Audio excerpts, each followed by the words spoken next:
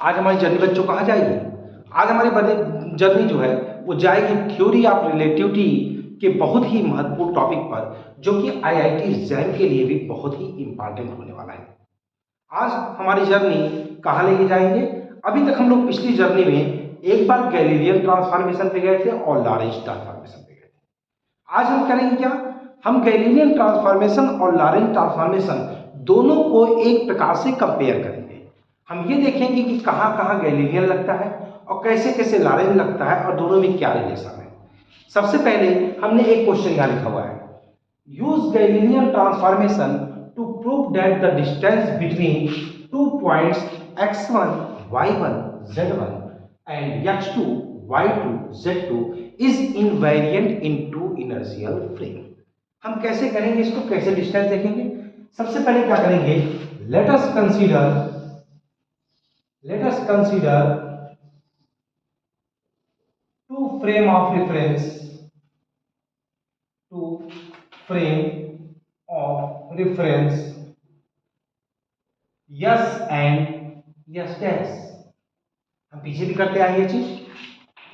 Yes is at rest, S is at rest and S dash is moving with velocity v with respect to S. हमने मान लिया कि हमारे पास दो frame of reference है, एक है यस और एक S dash. S is at rest and S dash is moving with velocity v with respect to S, where v is equal to, आप समझ रहे हैं, v is equal to i vx plus j vy और plus k vz। अब हम करते क्या है, मानते हैं कि आपके पास कोई दो पॉइंट है जिसके कोऑर्डिनेट्स यस फ्रेम में x1 y1 z1 x2 y2 z2 है और यस डैश फ्रेम में x1 डैश y1 डैश और z1 डैश है और x2 dash y2 dash and z2 dash है। हमने क्या कहा, let the coordinate of two point in frame yes will be what? S will be x1 y1 z1 and x2 y2 z2 and that in frame yes dash will be what? x1 dash y1 dash z1 dash and x2 dash y2 dash z2 dash। हमने ऐसा मान लिया कि yes frame में x1 y1 z1 x2 y2 z2 और yes dash frame में है x1 dash y1 dash z1 dash x2 dash y2 dash z2 dash। अब हम क्या करेंगे, using Galilean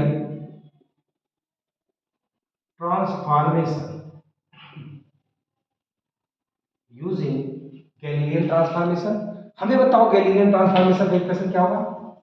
x1 dash is equal to what? x1 minus vxt, यहां पे y1 dash is equal to y1 minus vyt और z1 dash is equal to z1 minus vzt। ये आपका formula बन गया, x1 minus vxt, y1 minus vyt और z1 minus vzt। ऐसे ही x2 dash का फॉर्मूला क्या बनेगा, x2 minus vxt, y2 dash का क्या होगा, y2 माइनस vyt और z2 dash equal to z2 minus vzt।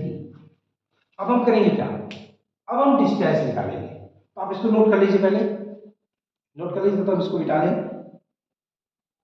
Note कर लीजिए, इसको मिटा लें, क्लियर, नोट कर लीजिए।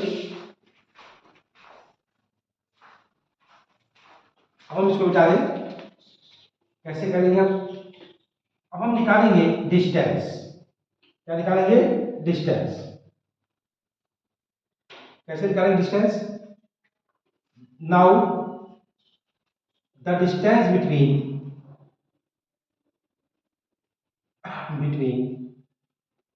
2 पॉइंट इन फ्रेम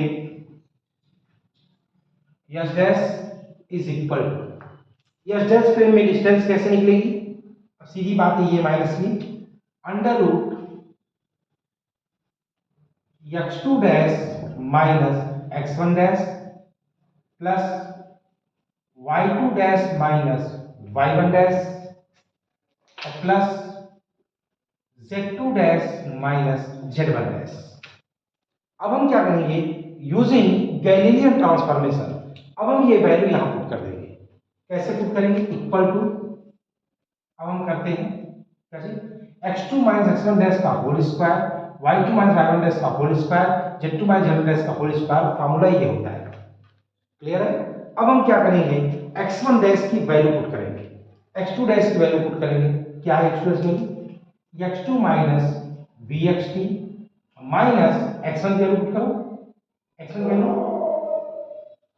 x1 और ये माइनस माइनस के प्लस हो जाएगा, प्लस vxt हमने एक साथ कर दिया और इसका होल स्क्वायर प्लस, अब इसकी वैल्यू पुट करो y2 की।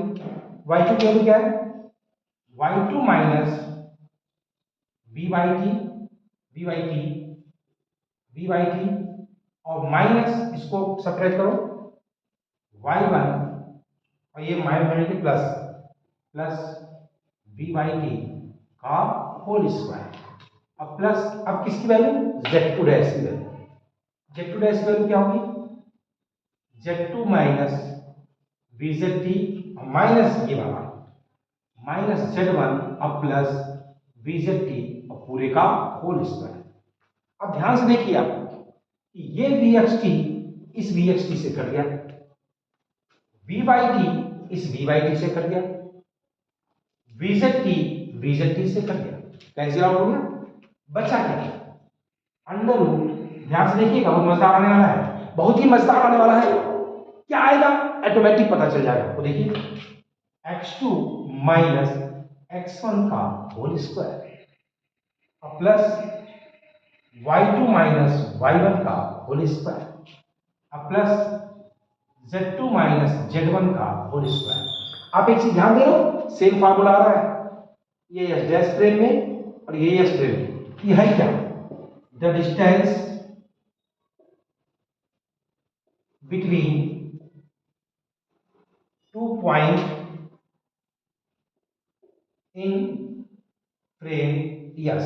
तो आपने पाया क्या कि अंडर गैलीलियन ट्रांसफॉर्मेशन में जो यस डैश फ्रेम में डिस्टेंस है, वो यस फ्रेम में जो डिस्टेंस है, दोनों आपस में क्या है? बराबर है। या ऐसे कह सकते हो कि the distance between the two frame of reference is invariant under Galilean transformation. तो गैलीलियन ट्रांसफॉर्मेशन में आप कह सकते हो कि दोनों डिस्टेंस आपस में क्या है? सेम है। ठीक है, एक क्वेश्चन और देते हैं। ठीक है, एक क्वेश्चन और हम मिटा दें इसको बेटा। एक क्वेश्चन और चेक करते हैं इसके हम लोग गैलीलियन पर। इसको नोट कर दे रहा है आप लोग, ये आप लोग नोट करते रहिए बेटा ना। ठीक है, तो अगला क्वेश्चन लिखते हैं हम। क्वेश्चन लिखते हैं, the position and velocity vector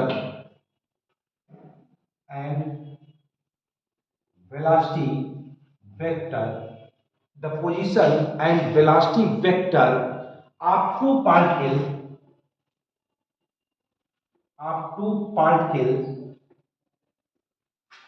at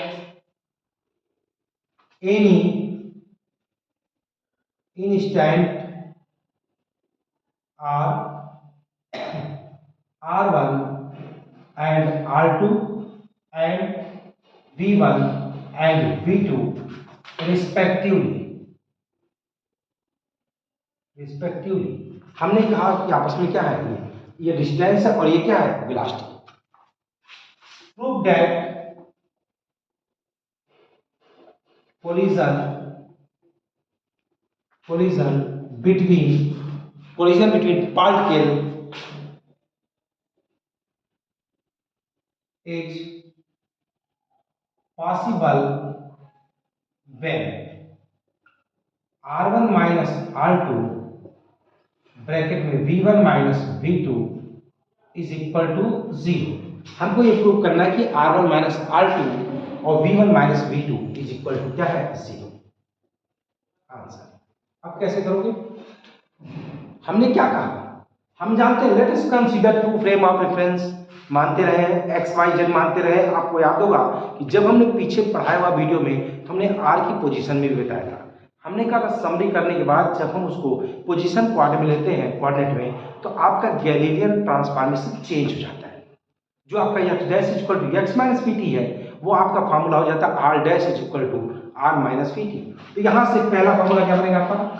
are one is equal to are minus we one T और आर टू क्या बनेगा बेटा? R minus v two T.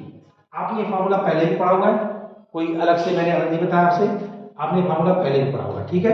तो R one is equal to are minus we one T और are two is equal to are minus we T T. ये R one dash और ये are to dash, जहां पे आपकी ये value होगी आर वन और ये वैल्यू होगी आर टू। ये क्या है? किस फ्रेम में? एस डैश फ्रेम में। देखो किस फार्मूले से आया? X dash is equal to x minus we t. तो यहाँ पे ये यस फ्रेम में और ये एस डैश फ्रेम में।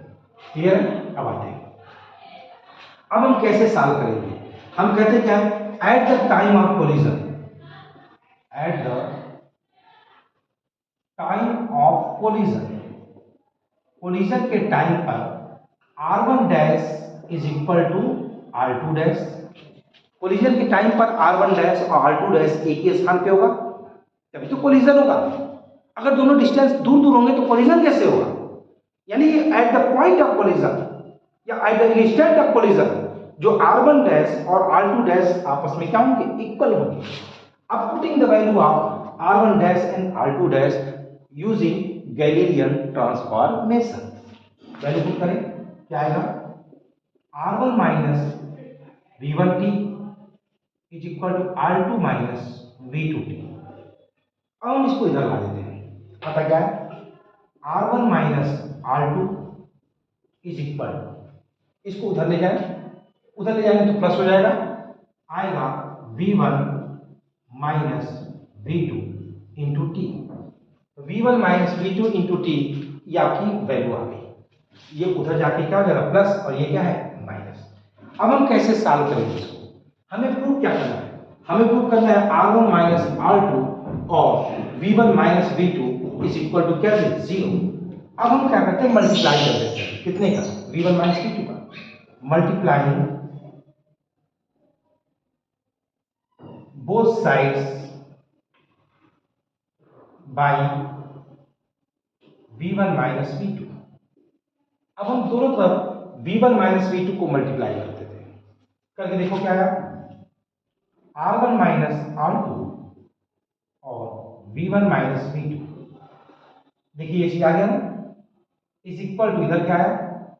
V1 माइनस V2 तो पहले से मौजूद है, ये देखिए ध्यान दीजिएगा, ये माइनस है और ये प्लस, तो इधर जाके प्लस होगा तो प्लस हो गया, और इंटू V1 माइनस V2। अब आप ध्यान से देखो, इंटू टी।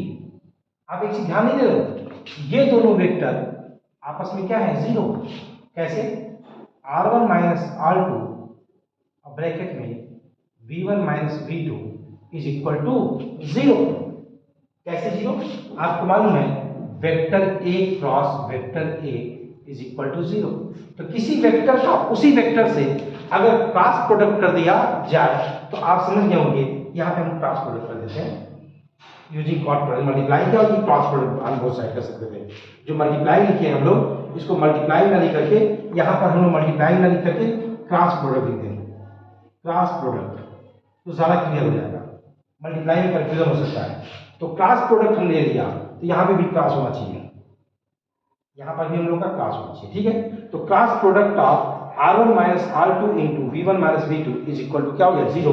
तो क्या आपको मालूम है किसी वेक्टर का उसी वेक्टर से क्रॉस प्रोडक्ट क्या होता है? 0।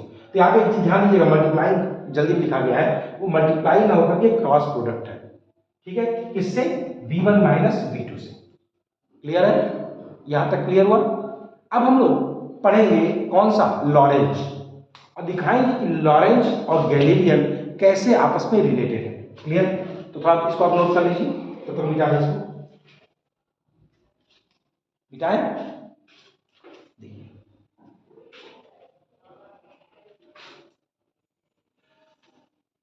अब हम पढ़ते हैं लॉरेंज ट्रांसफॉर्मेशन। तो लॉरेंज ट्रांसफॉर्मेशन में हम लोग कैसे क्वेश्चन करेंगे लॉरेंज ट्रांसफॉर्मेशन का? आप बताइए हमको, कोई बताएगा? चलो, जैसे मैंने कहा लॉरेंज ट्रांसफॉर्मेशन, आपको बता दूं मैं कि लॉरेंज ट्रांसफॉर्मेशन को अगर मैं थोड़ा सा नैरो कर दूं या उसमें वेलोसिटी की वैल्यू बहुत कम कर दूं, तो लॉरेंज ट्रांसफॉर्मेशन जो है वो गैलीलियन ट्रांसफॉर्मेशन को शो करने लगता है। बल्कि क्वेश्चन पूछा जाता है, जैसे रख दीजिए लॉरेंज ट्रांसफॉर्मेशन क्या है, आप बताइए। लॉरेंज ट्रांसफॉर्मेशन, अब लॉरेंज ट्रांसफॉर्मेशन क्या है? लॉरेंज ट्रांसफॉर्मेशन है आपका x dash is equal to x minus we D upon under root 1 minus we square upon C square, Y dash is equal to Y, Z dash equal to z, t dash is equal to T minus x B upon C square upon under root 1 minus we square upon C square. ये है Lorentz transformation. और इसमें question पूछा जाता है ऐसे कि for low velocity it can be prove that कि Lorentz transformation approaches Galilean transformation. इसका मतलब क्या है कि बहुत लो वेलोसिटी के लिए लॉरेंज ट्रांसफॉर्मेशन जो होता है वो गैलीलियन ट्रांसफॉर्मेशन को शो करता है। जैसे मैं समझा दूं, v is less than c, for v is less than c। अब हम वैल्यू पुट करके देखें, v is less than c put करके देखिए इसमें। तो जब v is less than c put करते हैं तो x डैश इक्वल टू क्या आता है? x minus we D upon under root, अब under root 1 minus we square upon C square. v बहुत छोटा है और c बहुत बड़ा है, अब इसलिए इसकी वैल्यू लगभग जीरो की क्या आएगी? बराबर। लगभग जीरो के बराबर आएगी तो 1 में से जीरो सब्ट्रैक्ट करोगे तो वही वैल्यू आएगी। इसका मतलब साफ है, इक्वेशन क्या बनेगा? x dash is equal to x minus we d, y dash is equal to y कोई चेंज नहीं है, z dash is equal to z, और t dash is equal to, अब देखो यहाँ v बहुत कम है और c बहुत ज्यादा है। अगर v बहुत कम है और c बहुत ज्यादा है तो इसका मतलब साफ है कि ये वैल्यू लगभग जीरो के बराबर होगी। और ये तो पहले से आपको पता है कि 1 माइनस जीरो 1 आ गया, तो यहाँ पे आएगा क्या? t dash equal to t। तो आपने देखा क्या? ये आपकी इधर का जो पोर्शन है ये आपका है लॉरेंज ट्रांसफॉर्मेशन, और इधर का जो पोर्शन है ये आपका है गैलीलियन ट्रांसफॉर्मेशन। आपको ऐसा नहीं लगा कि लॉरेंज ट्रांसफॉर्मेशन अप्रोच कर गया किसको? गैलीलियन को। कब? जब v is less than c। इसका मतलब साफ है कि पूरी थ्योरी ऑफ रिलेटिविटी में जहां जहां v is less than c होगा वहां वहां लॉरेंज ट्रांसफॉर्मेशन नहीं लगेगा, वहां कौन लगेगा? Galilean transformation. लेकिन जहां जहां पर v की वैल्यू लेस देन c नहीं होगी वहां पे हम लोग क्या पढ़ेंगे? Galilean transformation. क्लियर? अब हम लोग लॉरेंज ट्रांसफॉर्मेशन पर भी एक इनवेरियंस का क्वेश्चन पढ़ लेते हैं। कैसे? अभी करके देखिए। तो मिटा दें इसको, हम मिटा दें, ठीक है। तो हम लोग एक गैलीलियन ट्रांसफॉर्मेशन पे भी इक्वेशन पढ़ लेते हैं। जैसे आप अगर एक क्वेश्चन ये ले लो कि so that x dash is equal to c square t dash square is invariant under Lorentz transformation. अगर मुझे ये प्रूव करना है कि prove that x dash square equal to c square t dash square is invariant under Lorentz transformation. अगर मुझे prove करना है कि x dash square equal to c square t dash square is invariant under Lorentz transformation, मेरा मुंह सूख गया है, तो आप बताओ कैसे प्रूव करेंगे? आप क्या करोगे? यहाँ पे सीधा प्रूव करोगे, आपको वैल्यू पता है x dash is equal to x minus we T upon under root 1 minus we square upon C square, और T dash is equal to T minus X V upon C square upon under root 1 minus B square upon C square. ये मैंने पिछले video में prove किया हुआ है Lorentz transformation जब मैं पढ़ा रहा था। मैं पूरा टॉपिक टू टॉपिक लाइन से एकदम पढ़ा रहा हूँ बेटा, एकदम आपको कहीं भी कोचिंग करने की कोई जरूरत नहीं है, कोचिंग की जरूरत ही नहीं है। मैं पूरा कोर्स आपको पढ़ा रहा हूँ, बस आप इसको फॉलो करते जाओ और पढ़ते जाओ, एक एक चीज पढ़ा रहा हूँ। आप अपना सिलेबस उठा लेना और उससे टॉपिक देख लेना, एक एक टॉपिक कंप्लीट पढ़ा रहा हूँ मैं। क्लियर? तो कोचिंग करने की जरूरत नहीं है। क्लियर? यही देखो, अब हम इस वैल्यू को पुट करते हैं x minus we T upon under root 1 minus B square upon C square का whole square is equal to C square, और यहाँ क्या आएगा T minus x B upon सी square upon under root 1 minus B square upon सी square का whole square. अब हम इसको solve कर दें, आएगा x माइनस वी टी का whole square upon 1 minus B square upon C square is equal to C square T minus x B upon C square का whole square upon 1 minus B square upon सी square. कैसे? Under root का square, ऊपर वाले का square नीचे वाले का square, नीचे अंडर रूट का स्क्वायर, ये आ जाएगा। और ये वाली वैल्यू इस वाली वैल्यू से कैंसिल आउट। अब हम इसको एक्सपेंड कर दें, कुछ करने के लिए खाली एक्सपेंड कर दें। कैसे? X square plus we square T square minus 2x we T is equal to C square. अब पहले इसको तोड़ दो, T square plus x square we square upon C की पावर 4 माइनस 2 टी एक्स बी अपॉन सी स्क्वायर। अब हम इस सी स्क्वायर को अंदर मल्टीपल कर दें, तो लेफ्ट हैंड साइड पढ़ दो, x square plus we square T square minus 2x we T is equal to C square T square plus x square we square upon C square. क्यों? इसमें multiple होगा सी square और इसमें multiple होगा, एक सी square से ये कट जाएगा और माइनस यहाँ से सी स्क्वायर पूरा कट जाएगा, आएगा 2x वी टी। थोड़ा हमने इसको अरेंज कर दिया।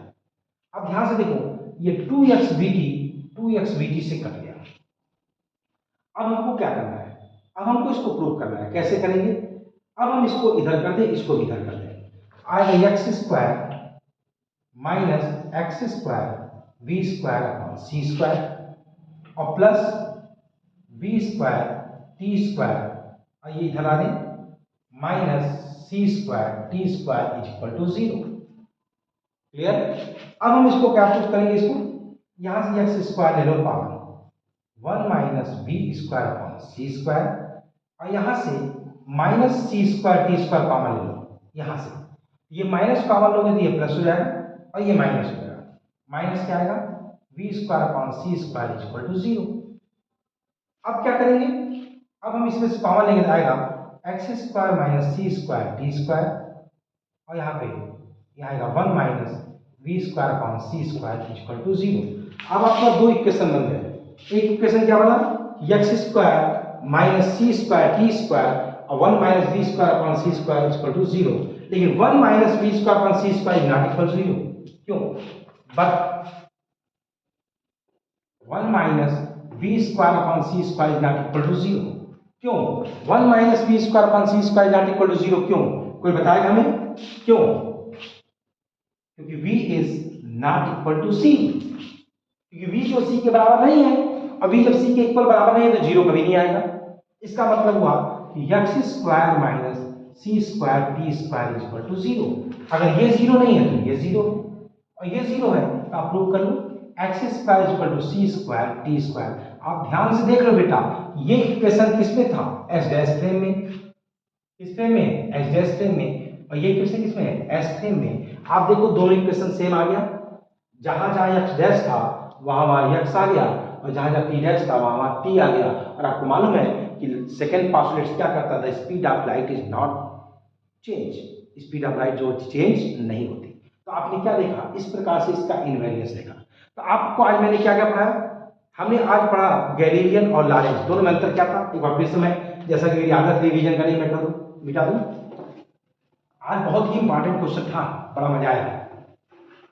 कैसे देखो आज क्या क्या पढ़ा गया हमने। सबसे पहले हम लोगों ने पढ़ा गैलीलियन,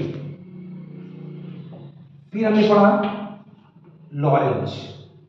जो गैलीलियन है उसमें हमने लगाया X dash equal to x minus B T, Y dash equal to Y, Z dash equal to Z और T dash equal to T minus x B, sorry T dash equal to T. और Lorentz में क्या किया हमने, X dash equal to x minus B T upon under root 1 minus B square upon C square, Y dash equal to Y, Z dash equal to Z और T dash equal to T minus x B upon C square upon under root 1 minus B square upon C square. तो जहां जहां Galilean का inverse देखे वहां हमने ये formula लगाया, जहां जहां लॉरेंज का देखा हमने ये लगाया, और हमने क्या कहा कि जब कभी v is less than c होगा तो लॉरेंज ट्रांसफॉर्मेशन अप्रोच कर जाएगा किसको, गैलीलियन ट्रांसफॉर्मेशन। इसका मतलब आप समझ गए होंगे कि जहां पर v is less than c है वहां लगाएंगे गैलीलियन ट्रांसफॉर्मेशन, और जहां पर v is less than c नहीं है वहां लगाएंगे हम लॉरेंज ट्रांसफॉर्मेशन। क्लियर है? तो मेरे ख्याल से अच्छे समझ में आ गया होगा।